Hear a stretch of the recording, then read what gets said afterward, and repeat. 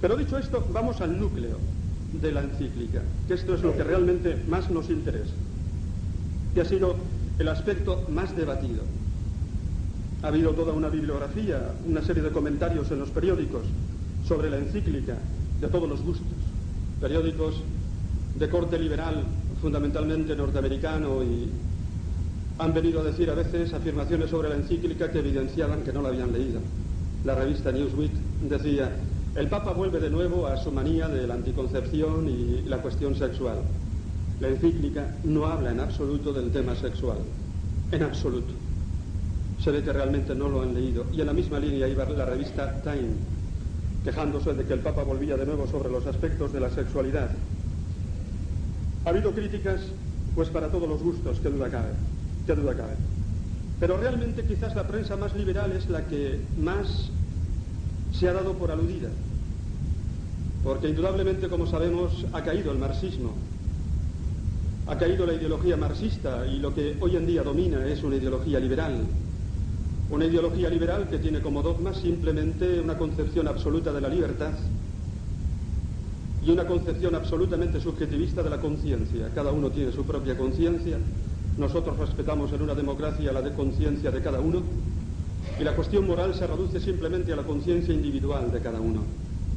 Indudablemente se han dado por aludidos porque el Papa ha ido a afrontar esta ideología liberal, qué duda cabe. Y la encíclica más que nada es una reflexión sobre la libertad humana y sobre la conciencia humana. Y, lógicamente, el Papa salía al paso de estos dogmas de la concepción liberal y positivista que domina nuestra cultura. Por eso ha dolido, qué duda cabe. Por eso ha dolido enormemente.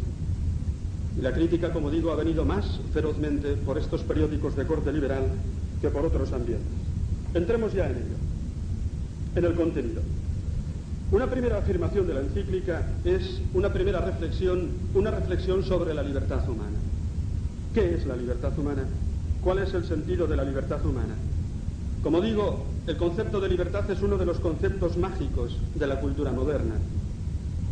Pero el Papa advierte que frecuentemente se exalta la libertad de tal modo que se pretende hacer de ella la fuente de la moralidad, pretendiendo una libertad absoluta y creadora de los valores. El hombre, dice el Papa, cae de nuevo en la tentación de Adán, en querer determinar por sí mismo y al margen de Dios el bien y el mal. Es la tentación de Adán. La tentación de Adán no fue coger una manzana. Si repasamos el Génesis veremos que la manzana no aparece por ninguna parte. La manzana en la tradición teológica no aparece hasta el siglo XII. No la encontraron ustedes en ninguno de los escritos de los santos padres. El precepto de no comer del árbol de la ciencia del bien y del mal es el precepto que le impedía al hombre determinar por sí mismo el bien y el mal al margen de Dios. La tentación del primer hombre fue, por lo tanto, una tentación bien actual. La pretensión de determinar por sí mismo el bien y el mal al margen de Dios. Y esto es lo que pretende la libertad, tal como se entiende hoy en día. Es la libertad que nace en el fondo de la Ilustración. El concepto de libertad que nace de la Ilustración, una libertad que se pretende fin de sí misma, que no se concibe ya como instrumento para la verdad, para la realización de la verdad. Y es aquí donde el Papa pone el dedo en la llaga, diciendo que el verdadero sentido, el único sentido de la libertad es la verdad. Efectivamente, Dios nos ha hecho libres para que sin ningún tipo de coacción nosotros busquemos la verdad. La dignidad, por lo tanto, de la libertad está en la búsqueda y en la realización de la verdad. La libertad no libera, libera la verdad. El hombre ha sido creado libre por Dios para que sin coacción de ningún tipo le ame a él, ame al prójimo y ame a la verdad. De tal manera que, desconectada de la verdad moral, la libertad se convierte en esclavitud. Engendra, dice el Papa, el individualismo más feroz y destruye al hombre mismo. Y en este subjetivismo que estamos viviendo en estos últimos años, particularmente en Occidente, lógicamente ya desaparece el concepto de que existe una verdad moral, de que existe el bien y el mal, claramente distinguidos. Como digo, es una libertad que se pretende inventar los valores morales y crear los valores morales, una verdad que se pretende absoluta. Es el caso, por ejemplo, de Sartre. ¿Recuerdan ustedes?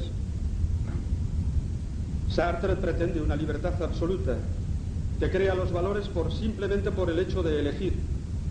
No existe previamente una esencia humana, una naturaleza que me marque a mí el cauce de mi comportamiento.